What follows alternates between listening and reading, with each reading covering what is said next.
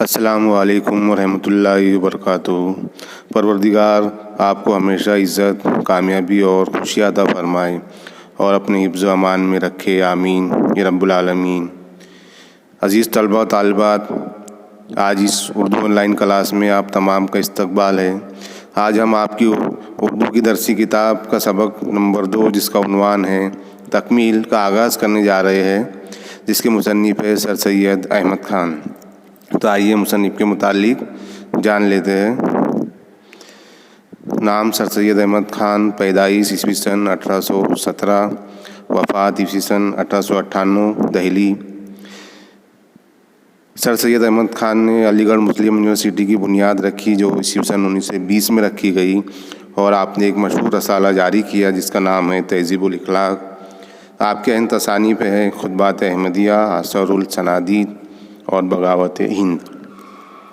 آئیے سر سید احمد خان کے متعلق تھوڑا تفصیل سے جان لیتے ہیں کہ ماہر ادب، ماہر تعلیم ادیب اور مسلح قوم سر سید احمد خان مروجہ تعلیم سے فراغت کے بعد انگریزی سرکار میں ملازم ہو گئے۔ بعد میں مصنف مقرر ہوئے اور عیسوی سن 1869 میں ولایت کا سفر کیا، یعنی انگلینڈ گئے۔ واپسی کے بعد تعلیمی مسائل کی طرف متوجہ ہوئے اور ایک اسکول کھولا جو پہلے کالج بنا اور عیسوی سن 1920 میں علی گڑھ مسلم یونیورسٹی بنا۔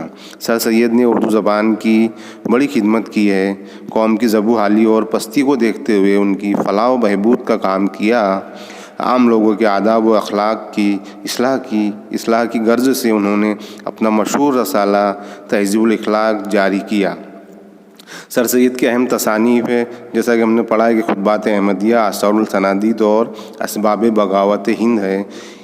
ان تصانیف میں ان کا اسلوب سادہ اور صاف اور سنجیدہ ہے۔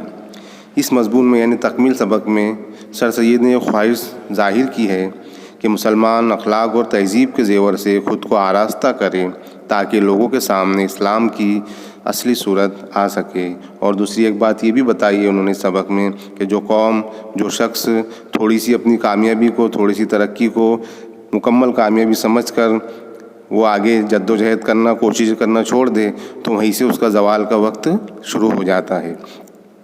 تو آئیے اب ہم سبق کا مطالعہ شروع کرتے ہیں۔ میں آپ لوگوں کے سامنے ایک پیراگراف پڑھتا جاؤں گا اور سمجھاتا جاؤں گا۔ ایک فارسی مثل مشہور ہے کہ ہر کمال را زوال ہے، مگر اس کے معنی اور اس کی وجہ بخوبی سمجھ میں نہیں آئی تھی۔ ایک اور بڑے حکیم نے اسی مطلب کو نہایت عمدگی اور وضاحت سے بیان کی ہے۔ اس کا یہ قول ہے کہ ہم کو اپنے تئیں درجے کمال پر پہنچا ہوا سمجھنا ہی زوال کی نشانی ہے، اور بلا شبہ ایسا ہی ہوتا ہے۔ اس لیے کہ جب کوئی شخص یا قوم کسی بات میں اپنے تئیں کو کامل سمجھ لیتی ہے تو اس صحیح میں اور کوشش اور زیادہ تحقیقات اور نئی باتوں کی ایجاد سے باز رہتی ہے، اور رفتہ رفتہ اس چیز میں جس کو کامل سمجھا تھا زوال آ جاتا ہے۔ سر سید احمد کا بتانا چاہتے ہیں کہ یہ ایک فارسی مثل ہے، ایک فارسی کہاوت ہے، ہر کمال را زوال، جس کا مطلب ہوتا ہے ہر بڑھنے والی چیز کو زوال ہے۔ ہر کمال را زوال، جس کا میننگ ہے، مطلب ہے کہ ہر بڑھنے والی چیز کو زوال ہے۔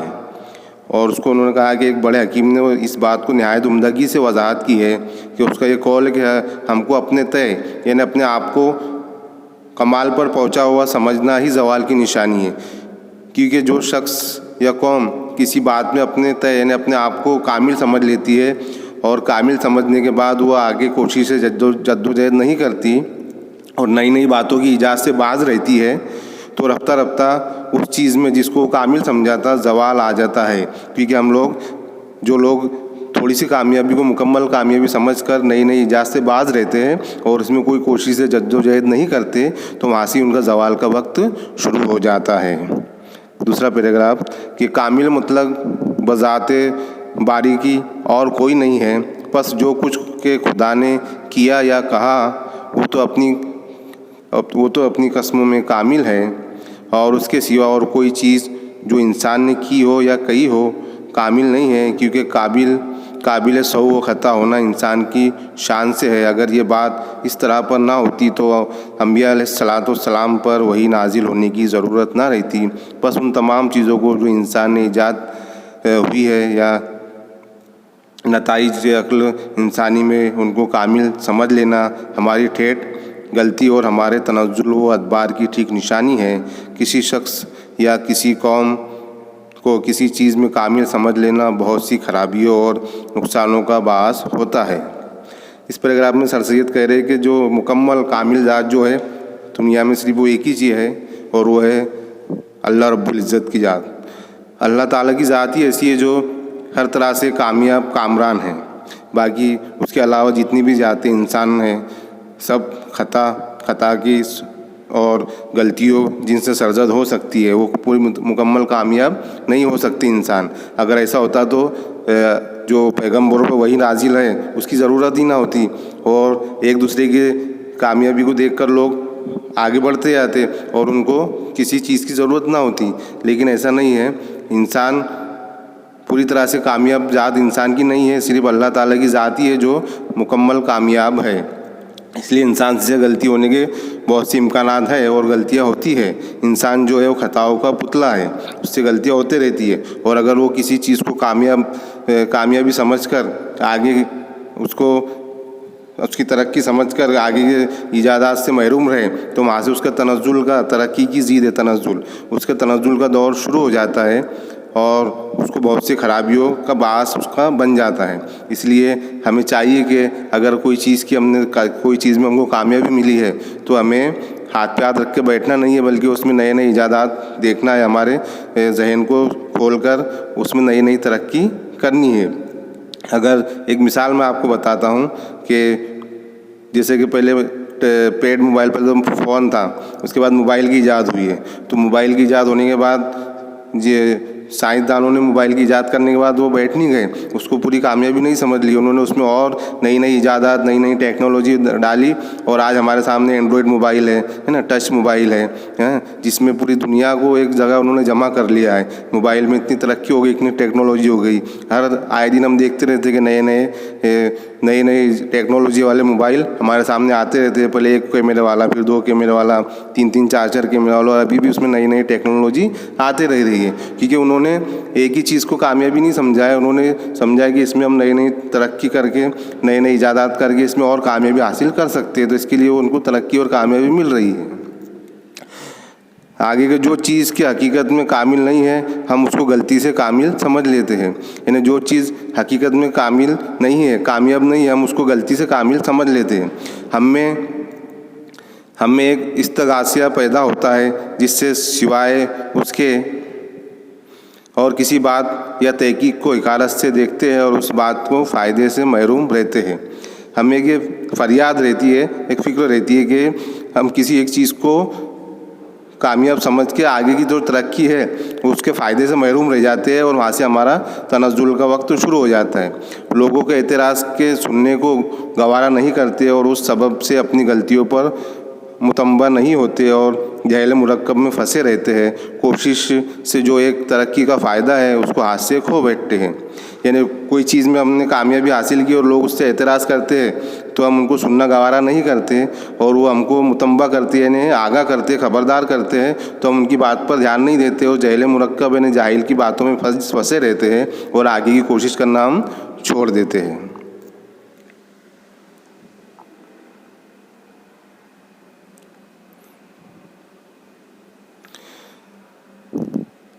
خدا نے جو ہم کو عقل دی ہے اور جس کا یہ فائدہ ہے کہ جہاں تک ہو سکے ہم اس کو کام میں لاوے، اوروں پر بھروسہ کر کر اس کو بیکار کر دیتے ہیں۔ یعنی اللہ تعالیٰ نے ہم کو جو عقل کی، اللہ تعالیٰ بھی قرآن میں بھی کہتا ہے کہ سوچو اور غور و فکر کرو، اے عقل رکھنے والے لوگوں، سوچو اور غور و فکر کرو۔ جو لوگ غور و فکر کرتے ہیں اللہ ان کے ذہنوں کو کھولتا ہے اور ان کو نئے نئے ٹیکنالوجی ان کے ذہن میں آتی ہے۔ کن کے دماغ میں، کن کے ذہن میں؟ جو لوگ اپنی عقل کو کھولتے ہیں، جو لوگ اپنے ذہن کا صحیح استعمال کرتے ہیں اور ہر چیز پر غور و فکر کرتے ہیں تو اللہ تعالیٰ بھی ان کے ذہنوں کو کھولتا ہے اور ان کے ذہنوں میں نئی نئی باتیں ڈالتا ہے. کن کی باتوں میں؟ جو عقل کو پر غور و فکر کرتے ہیں, جو دنیا کی چیزوں پہ غور و فکر کرتے ہیں تو اللہ بھی ان کی مدد کرتا ہے اور ان کے ذہنوں کو کھولتا ہے. اور اللہ خود کہہ رہا ہے کہ بھائی ہمیں اپنی جو عقل ہے, ہمارا جو ذہن ہے, اس کو نئے نئے کاموں میں لانا چاہیے. اوروں پر بھروسہ کر کے ہم کیا کرتے ہیں کہ ہماری ذہن کو بیکار کر دیتے ہیں. یعنی دوسروں نے جو ایجاد کی ہے یا دوسروں نے جو چیز ہم کو لا کے دی ہے ہم اسی پر بھروسہ کر لیتے ہیں اور ہماری جو ذہن ہے اس کو ہم کام میں نہیں لاتے اور اس کو ہم بیکار کر دیتے ہیں. بلکہ ایسا نہیں کرنا چاہیے.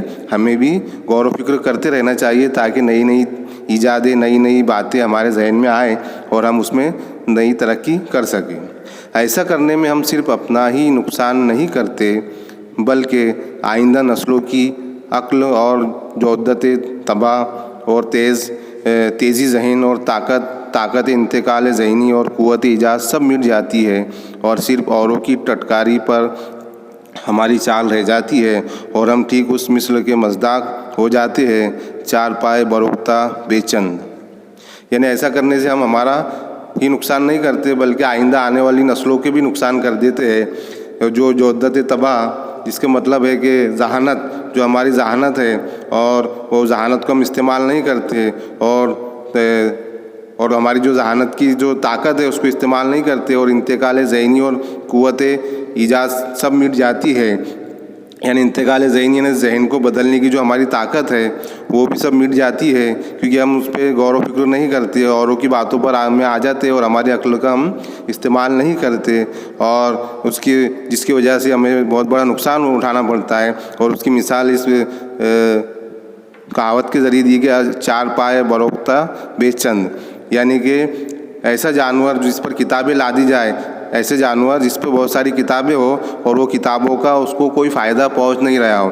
تو ہم بھی ایسے ہی کرتے ہیں کہ اللہ تعالیٰ نے ہم کو اتنا ذہین بنایا ہے, عقل سلیم عطا کی ہے, تو ہم وہ اس عقل کو ہم استعمال نہیں کرتے. جس طرح ایک گدھا یا ایک جانور پر بہت ساری کتابیں ہوتی ہے لیکن وہ اس کا استعمال نہیں کرتا کیونکہ اس کے مطلب کس کام کی نہیں ہوتی اور وہ اس کو لے کے گھومتا رہتا ہے. تو اسی طرح ہم جانور کی طرح ہو جاتے ہیں, ہماری عقل کا استعمال نہیں کرتے اور لوگوں کی باتوں میں آ کر ہمارا بہت بڑا نقصان ہم کر دیتے ہیں. اس کے بعد کے پیراگراف میں کہ ہم مسلمانوں نے اپنے میں اس نقص کو نہایت درجے پر پہنچا دیا ہے اور جو نقصان دینی اور دنیاوی اس سے ہم نے اٹھائے ہیں ان کی کچھ انتہا نہیں.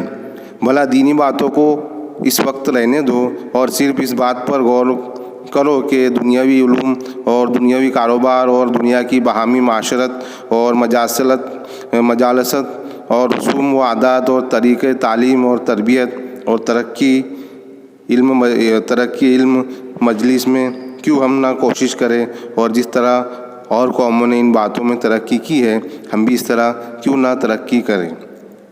تو سر سید احمد ہم مسلمانوں کہہ رہے ہیں کہ ہم مسلمانوں نے اپنے اس نقص کو نہایت درجے پر پہنچا دیا ہے اور اس کی وجہ سے ہمیں جو دینی اور دنیاوی نقصان ہم اٹھا رہے ہیں یہ اسی کی وجہ ہے کہ ہم ہماری عقل کا استعمال نہیں کرتے اور ہماری تھوڑی سی کامیابی کو ہم مکمل کامیابی سمجھ لیتے ہیں اور اس کے آگے ہم جدوجہد کوششیں نہیں کرتے جس کا ہمیں بہت بڑا نقصان اٹھانا پڑتا ہے. اور وہ کہہ رہے کہ خیر دین کی بات تو چھوڑیے لیکن دنیائی علوم, نئے جو دنیا میں علوم آ رہے ہیں, نئی ٹیکنالوجی آ رہی ہے تو ہم مسلمان اس میں ذرا بھی غور و فکر نہیں کرتے ہے نا. جس طرح اور قومیں کرتی ہے, جس طرح ایک یہودی قوم ہے نا, انگریز جو ہے وہ نئی ٹیکنالوجی میں اپنا ذہن دوڑاتی ہے اور اس میں ان کو کامیابی بھی ملتی ہے. آج دنیا کتنی تیزی سے ترقی کر رہی ہے, کتنی ٹیکنالوجی بڑھ گئی ہے نا, لیکن ہم مسلمان جو ہے وہیں نہ وہیں ہیں کیونکہ ہم نئے علم سیکھنے کی کوشش نہیں کرتے, ہم ہمارے ذہنوں پر غور و فکر نہیں کرتے جس کی وجہ سے ہمیں بہت بڑا نقصان ہوتا ہے نا. ہمیں تعلیم کے اعتبار سے نقصان ہوتا ہے, ہمیں دھندے ویپار کے بزنس کے اعتبار سے نقصان اٹھاتے ہیں اور ہماری جو ترقی ہے وہ نہیں ہو پاتی ہے کیونکہ ہم غور و فکر نہیں کرتے, ہمارے ذہن کا استعمال پوری طرح سے نہیں کرتے. نئے علم, نئی ایجادات جو دنیا میں ہو رہی ہے ہم اس پر غور و فکر نہیں کرتے جس کا ہمیں بہت بڑا نقصان اٹھانا پڑتا ہے.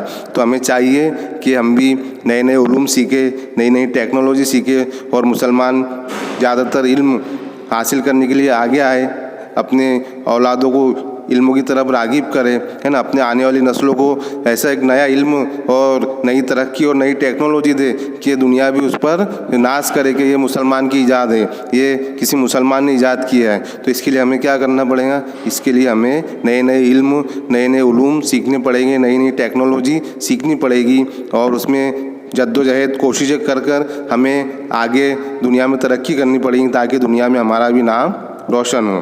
تو عزیز طلباء و طالبات، آج کا جو سبق ہے ہمارا یہیں تک رہے گا۔